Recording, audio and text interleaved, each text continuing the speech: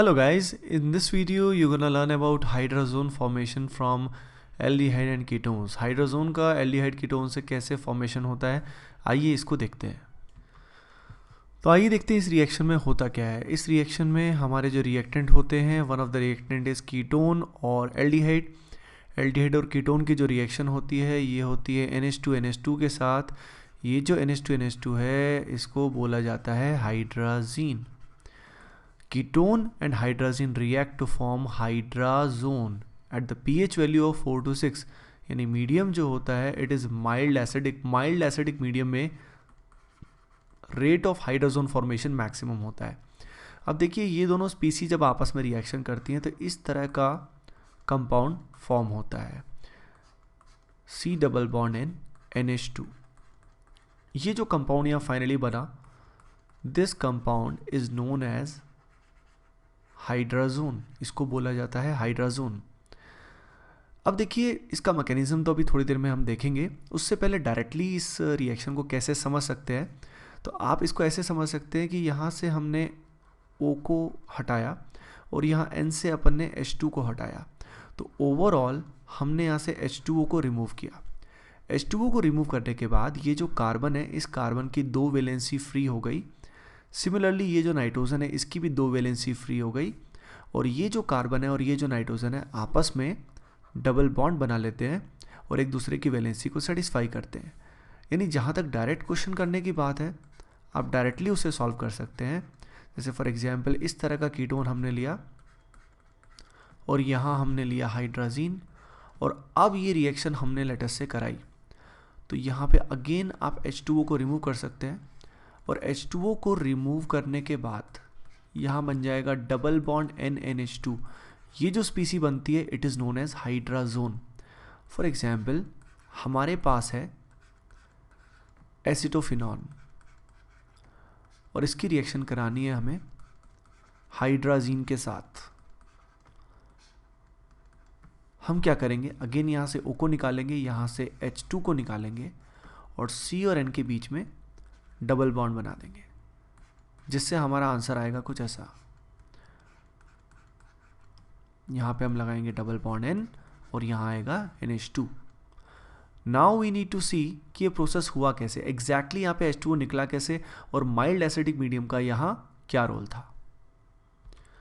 आइए देखते हैं सबसे पहले क्या होता है। तो यहाँ पे हमने जो रिएक्टेंट लिया है वो लिया है कीटोन।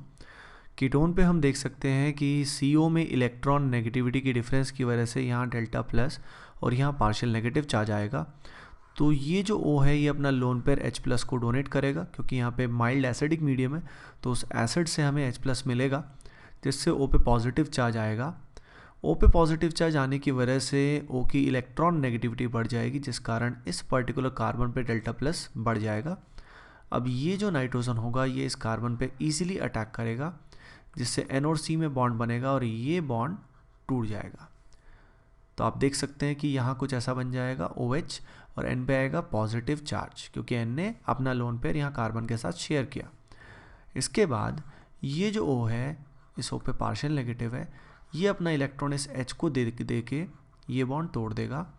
इस स्टेप को हम बोलेंगे IMAB यानी इंट्रामोलिकुलर एसिड बेस स्टेप, जिससे यहाँ OH2 प्लस बनेगा। अब ये एक अच्छा लिविंग ग्रुप है, it can be removed in the form of water. तो यहाँ से जो कार्बन ऑक्सीजन का बॉन्ड है ये ब्रेक हो जाएगा, जिससे वाटर के फॉर्म में निकलेगा और यहाँ वैलेंसी फ्री होगी, जिस वैलेंसी को ये नाइट्रोजन बैक बॉन्डिंग करके यानी इलेक्ट्रॉन शेयर करके सेटिस्फाई करेगा और यहाँ पे एक बॉन्ड बनेगा। जैसे ही N अपना इलेक्ट्रॉन देगा यहाँ से H भी साइमल्टेनियसली रिमूव हो जाएगा और फाइनली हमें क्या मिलेगा, हाइड्राजोन मिलेगा। आइए देखते हैं अब इसके कुछ एग्जाम्पल्स। अब देखिए इस एग्जाम्पल में हमने लिया है डाइकीटोन और उस डाइकीटोन की रिएक्शन हम करा रहे हैं हाइड्राजीन के साथ in the presence of mild acidic medium. Reaction यहाँ पे स्टेप बाय स्टेप होगी, आप इसको डायरेक्टली भी कर सकते हैं। आप यहाँ से O को रिमूव करें और यहाँ से H2 को रिमूव करें, जिससे कार्बन और नाइट्रोजन के बीच में डबल बॉन्ड बनाएं। सिमिलरली यही काम आपको नीचे से भी करना पड़ेगा और यहाँ पे भी C डबल बॉन्ड N आएगा। इससे फ़ायदा क्या होगा, इससे पूरा सिस्टम जो है वो एरोमेटिसिटी अटेन कर लेगा, जिस कारण ये रिएक्शन और भी अच्छे से प्रोसीड करेगी। अगले एग्जाम्पल में we have taken aldehyde and this particular species, ये जो स्पीसी है इसको बोला जाता है semicarbazide, it is known as semicarbazide. अब ये जो एल्डिहाइड है ये सेमी कार्बाजाइड से कंबाइन करेगा और इस प्रोसेस में यहाँ से O और यहाँ से हम निकाल देंगे H2, जिससे हमारा आंसर आएगा कुछ ऐसा, RC डबल बॉन्ड N तो यहाँ बनता ही है, फिर NH आता है, फिर C double bond O and then NH2। ये जो स्पीसी यहाँ पे बनती है it is known as semicarbazone. ये भी एक तरह का हाइड्रोजोन हो गया बट इसको सेमी कार्बाजोन बोलेंगे क्योंकि कार्बाजाइड से ये बना है। स्टूडेंट्स को एक डाउट ऑफन आता है कि सर यहाँ वाला H2 क्यों नहीं निकाला, क्योंकि ये जो है ना इसका लोन पेयर इस C डबल बॉन्डों के साथ रेजोनेंस में इन्वॉल्व था, तो इस N की न्यूक्लियोफिलिसिटी कम होने की वजह से यहाँ पे बात नहीं बनेगी और हम यहाँ से H2 को नहीं निकालेंगे। सिमिलरली अगर यहाँ पे हम NH2, NH और PH लेते हैं, बेंजीन को यहाँ लगा देते हैं, तो भी हम वही काम करेंगे, यहाँ से H2 को निकालेंगे और यहाँ से O को निकालेंगे और यहाँ बॉन्ड बनेगा, जिससे हमारा आंसर आएगा RCH double bond N NH और यहाँ पे क्या आएगा PH।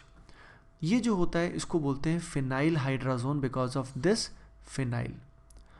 तो गर्ल्स एंड बॉयज़, आज आपने देखा कि हाइड्रोजन फॉर्मेशन हम एल्डिहाइड कीटोन से कैसे करते हैं और माइल्ड एसिडिक मीडियम क्यों लिया जाता है, ताकि O पे पॉजिटिव चार्ज आए और रिएक्शन और भी फास्ट हो। ये जो मीडियम है ये और ज़्यादा एसिडिक इसलिए नहीं ले सकते कि अगर pH की वैल्यू 1-2 हमने ले लिया तो ये जो हाइड्राजीन है ये भी प्रोटोनेट हो जाएगा और रिएक्शन नहीं हो पाएगी। फिर हमने देखा कि सेमी कार्बाजाइड, फिनाइल हाइड्राजीन, इन सब में भी रिएक्शन सिमिलर वे से होती है। अगले वीडियो में अपन लोग जानेंगे कि 2,4-DNP टेस्ट जो होता है एल्डिहाइड कीटोन का, ये क्या होता है, कैसे उसको किया जाता है। Okay guys, thanks for watching. Please do share, like and subscribe.